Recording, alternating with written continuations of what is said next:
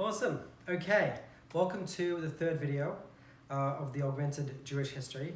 The idea of having a universe that you can visit in virtual reality or augmented reality and go to any time and space and interact with the characters, see what's going on, and really get a connection with our history and also our future. Maybe that will be another video. But really to be able to go anywhere, anytime, any place, meet any characters, and all of this is being fed from our hundreds of thousands of books, history, teachings, stories, just everything that we have that is written at all, that touches on anything in Jewish history. All that, imagine being sucked up into a universe that you can actually go in and experience for yourself. Just a quick rewind, what do we do? First video, we defined augmented reality and virtual reality and explained the difference, and also gave some examples of what they are, where they are, how to better understand that. I also explained that I do have videos in the series 2025, and you'll see in my channels there's videos that explain augmented reality. So we're not going to go into those concepts now. They're all there if you want to go check out, and I'll try to leave a link to them.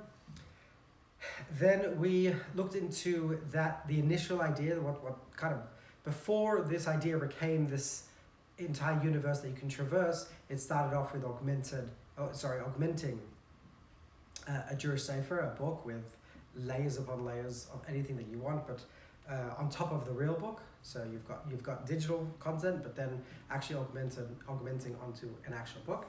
And then we started we gave a scenario of going into an actual scene, into an actual classroom, interacting with the students there, interacting with the teacher, taking a walk down the streets of ancient Jerusalem with the teacher, maybe meeting other characters around his lifetime, people that had impacts on his life, people that were alive at the same time, meeting his family, seeing the scenario, picking up different points of his life just because they were there and getting a bit of understanding of placing him. So via the buildings around him, via the time period, seeing what kind of soldiers were around, and the friends that he had around, the other characters, the other people that were in his life and woven through his life. And we also saw the idea of we can actually span through his life and visit him at different stages. What we're going to do now is we're going to look at a couple other scenarios that this Jewish universe allows us to go from all the way from the very beginning up until today, and possibly even the future. So we can think of concepts like, with Adam and Chava, or Noah and the flood. These ideas that imagine being able to see them from not just see them from outside, but to be able to actually feel them and interact with them.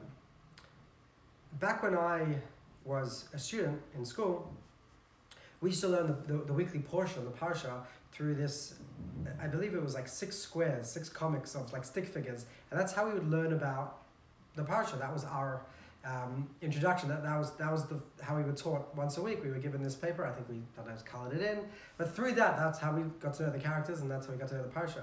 Imagine kids of today, in just a couple years, they could be sitting there and dive into a fully immersive 3D universe where they're actually living the parsha.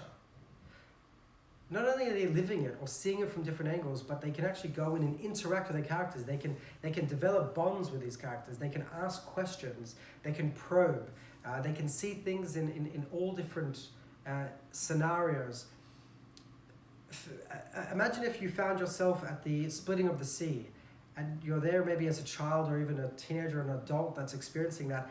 Imagine feeling the poundings of the Egyptians' horses and chariots as they're chasing you from behind, and seeing the dread and the terror of all the people around you as they realize that there's this wall of water in front of them, and there's this army behind, the Egyptian army behind them, that wants to murder them or enslave them again after over 400 years. And then being able to see that split, the sea being split, and then there's different opinions of whether it's split into 1 or whether it's split into 3. You could experience all these things, what it was like to walk through, and all those, we're not going to go into all the different explanations, but you'll be able to see this from all the different angles and walk with the Jews. You'll be able to get to know their characters. If you get close enough, you can strike up a conversation. Imagine if that's how you learn your Jewish history, instead of a 2x3 or 3x3 stick figure paper. Imagine if your connection with the Jewish history was actually being there, or being as best as we can, being in that experience. Imagine experiencing the flood of Noah and seeing how people are laughing at him, making fun of him, seeing him build a teva, being able to walk around inside, experience it. With AR, you could actually take that teva and shrink it down onto a table right next to you, and be able to pick it up with your hands and examine it from all angles. Maybe you have the measurements next to it that show you, and then you could expand it back to full scale, real world scale, and be able to walk in it again. These are things that there's no limit to it. Once you create those worlds, there's no limit to how you perceive those worlds, how you experience them. Maybe you're sitting in a bus stop in Brooklyn, and you start, with using the power of augmented reality, you start seeing the water rising. As the flood is starting, the water is rising, and you see it coming further and further, higher and higher, until it submerges you. And then you can see its effects on the building around you. With AR, we can actually maybe see those buildings the windows start cracking, and the buildings get destroyed, and maybe the cars are floating all around, and you see what's going on. Maybe you have a view of the skyline of Manhattan, and you can see that water rising. I mean, how many of us know or can picture or really have a full sense of how high the water went? If I looked at Manhattan and I saw the scale towards the buildings right in front of me, I would have a very different appreciation for how high that water was, or where it went. Did it submerge all the skyscrapers, or maybe it only came up halfway? Maybe it went 10 times then. I don't have that scale, but experiencing that in augmented reality would be something completely different.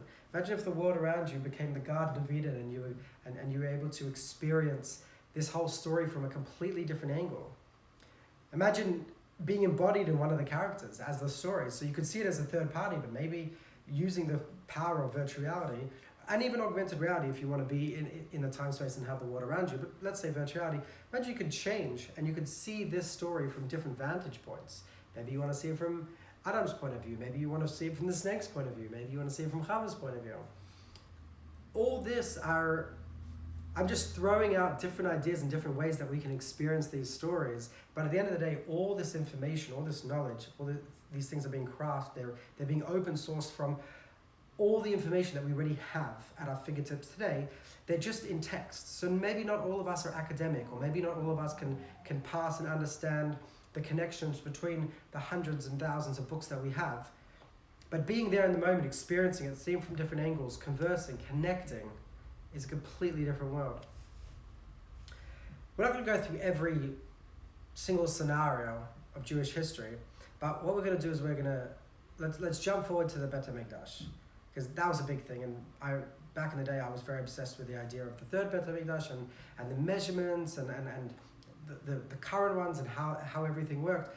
Imagine if my days, if I had a replica that I could like I built a replica, but imagine if I held my hand an augmented replica and I had it on the table and I can see it from different angles. And again, like that ark that we talked about in Noah's Teva, in Noah's story, imagine if I could do the same thing with the temple. I can either see it as a model and I can move it around and I can make it a little bit bigger and see how things and see measurements and see how people were doing their different duties, but then blow it up to real world and be able to actually navigate it. There actually is a company called Torah VR and Nivra. Shout out to actually a classmate of mine from Australia, Aaron, who's working there. I also have a cousin that's working there, and I've recently just been able to have a demo of one of the products they're working on.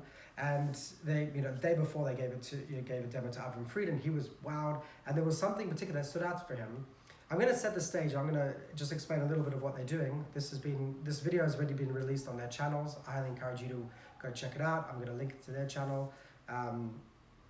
What they do is they do a replica of the Bet HaMikdash, so you're actually in the Kodesh, in the Holies, and you're looking around. You can see how tall the ceiling is. You can see all the material used, the textures, all the different utensils where they're placed. And there's one part of it that the priest is there and he explains to you how they lit the candelabra, the menorah. And he explains it to you and he shows it to you, right? So you can walk right up, you can get a feeling of how high the menorah was and all the different, you can see it from all different angles. But he shows you how to light it, and then he allows you to light it. And this is the part that Alfredo said he was blown away by.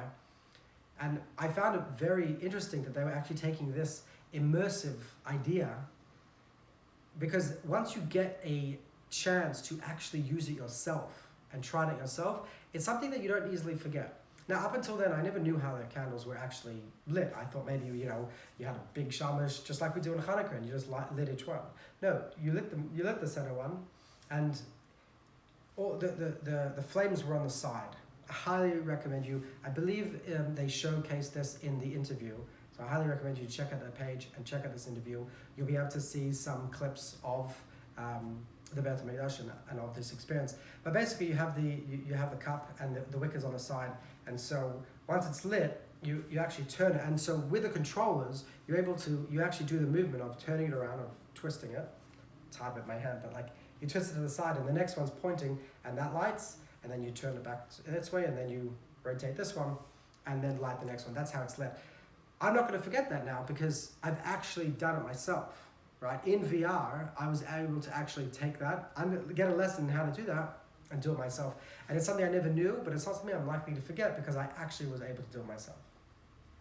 They want to work with quite a few things and get into different areas and different mitzvot, and they're working with Tzivos Hashem, and they're working with the Chidon to showcase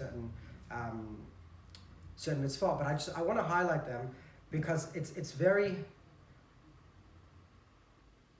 I'm very happy to see companies that are starting to get into this space and starting to build what I believe will be as small as a puzzle piece it will be part of this entire universe that very soon, I hope that we'll be able to traverse time and space and see and experience our entire history. So really shout out to those guys, and I hope to see them just grow and do amazing things, and see other companies or other people with ideas that also build parts of this puzzle that soon will coalesce into this universe.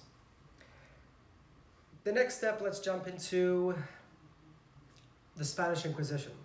Imagine being able to walk around and being able to feel and experience it. Already you understand the drill of moving around and being immersed.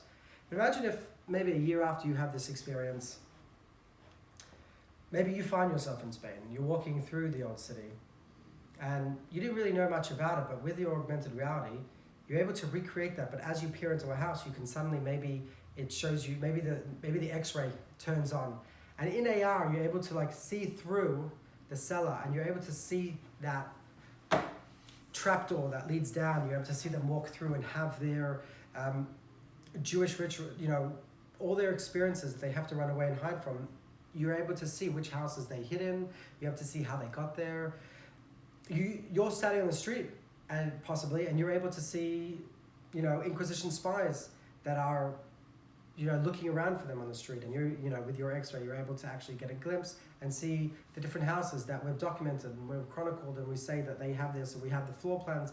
We can show you exactly. Maybe you can go down into those basements and actually recreate that experience. Maybe today in 2022, it's dark and the cellar's cold and there's no life there, but when you get transported in augmented reality, you can maybe be sitting down at what is now an empty table, but back in those days, you're surrounded by characters and you're surrounded by the story, and you're able to experience it.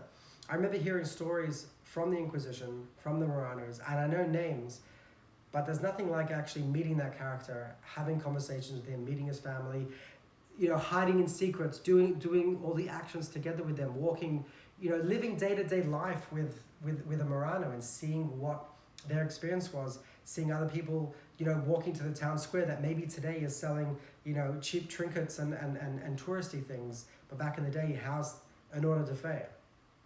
I hope I'm pronouncing that correctly. It just brings it's a whole nother layer, it's a whole nother lens to today's world. It's experiencing today in the olden day times using the power of augmented reality. And I think maybe the last place that we'll travel to and we'll stop is a place that most of us, unfortunately, are all too familiar with, the Holocaust. We've all being brought up on stories of survivor stories and maybe stories from our grandparents, but imagine find yourself in Warsaw or in VR, maybe you're in your bedroom, but you're able to go through these cities, these villages, and see maybe in a time lapse, or maybe not in a time lapse because it happened very, very quickly, to go from what was day-to-day life, and I use air quotes because it wasn't really day-to-day life. They had a very, very hard life before the Holocaust, but to go from what they knew as their life to very quickly becoming a ghetto. Maybe you can walk through today's Warsaw and be able to see what today is a regular street that people and tourists and there's cafes and it's bustling, and with the augmented reality everything is able to darken a little bit and you're able to see that wall that makes this place into a ghetto. You're able to see the watchtowers and Nazi soldiers up there with machine guns pointed at the Jews down below. Kind of a bit like the Berlin Wall. We've seen videos, we've seen pictures, there's animations. You sometimes have people that hold up like photographs. Have you ever seen when they take a photo, like a historical photograph, and they hold it up in the real place and they match it up and they show you what it was like then and now? And there's some really interesting exhibitions that are taking this idea and showing moving videos and get a sense of that history. That's a peek into it. Imagine that into an entirely new universe unfolded in 3D in front of you as you walk around and as you experience this place. Imagine meeting a little 5-year-old, a survivor that you had heard about maybe a week ago, and his entire story has been chronicled, and you're able to go and have a conversation with him. They've got it actually, I believe it's in a museum or exhibition, I'm not 100% sure, but they had this project where they interviewed a lot of survivors and hundreds, dozens of hours of footage of questions, very, very in depth. And now you can go and you can actually feel like you're having a conversation with them. You can ask them questions, and most of it's been recorded. And you can have that free flow and ask them what things were like. And it feels like you're there. It feels like you're interviewing them. That information, imagine that information with the power of AI and put into a character. I can go back and actually meet the survivor as a 5-year-old and have a conversation with him. And walk down the street and again, meet his friends and hear their stories. And these are not just characters that are played in a video game.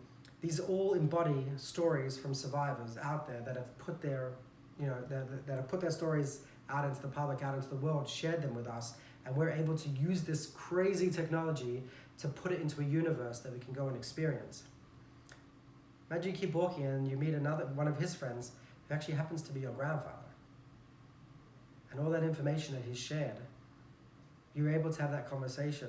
And suddenly, what felt like history is now your reality.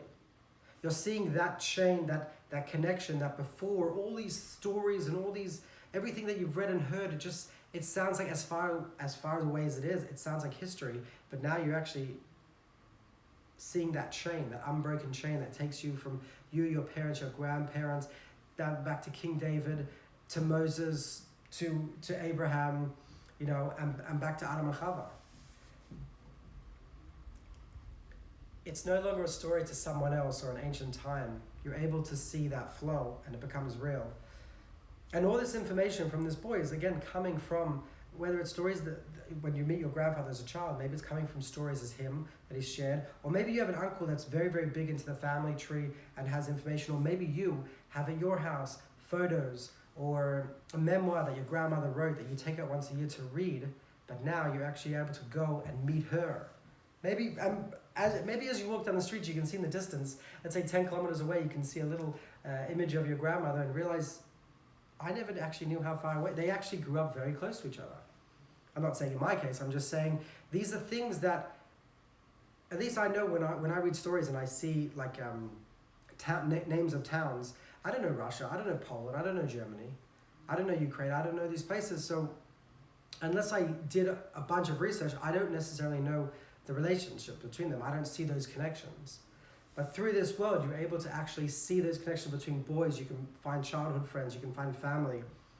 And this starts, coming into a wider family tree kind of thing. Imagine like a Game of Thrones style, family tree where you could traverse different cities and different people and see all the different connections and really bring information that's stored by websites like Genie or MyHeritage or you know, using information from DNA or all the different books that survivors have left up and stories and everything, and all this is coalescing into this universe that you can traverse, and you can speak to them not just as historical characters, but people that you have connections to, your grandparents or your friends' grandparents, and have that, and have a talk to, and really be able to immerse yourself in their experience, and really be able to see what's happening around them, and see their story as seen through their eyes, and not just through their words. I think this is incredibly powerful. I think this universe, there's so many more places that we can travel with, but for time, we're going to end over there. All I can say is I'm super excited to see companies in this space that are building the next generation, the new technologies that are required for this, all that information that is stored away in books and libraries around the world. I'm super excited to see them come into some universe that a 5-year-old can go and travel through and meet his heroes of the past, or, you know, just understand where he comes from. Stories by the campfire. Stories by the campfire are no longer stories just told to you by an elder, but they're rather a story that you can now experience. If you liked any of these videos, you got inspiration, you know a friend that is interested in it, wants to build something, knows someone, anything like that, please share, like, comment. You know, if you have any questions for me, if you need any help, if you want to build something like this, if you have any interest in this, please reach out to me, send me a DM or a message. Would love to connect, would love to see this idea and vision being born out over the next couple of years. I think it's going to be I think it's going to be a huge change. Anyways, so I don't keep rambling on, and there's so much more that I would love to share, but we're going to wrap it up there. And who knows, maybe next year we'll unpack it even more. But until then, I have to say, thanks for listening, thanks for being here, and I'll see you guys in the future.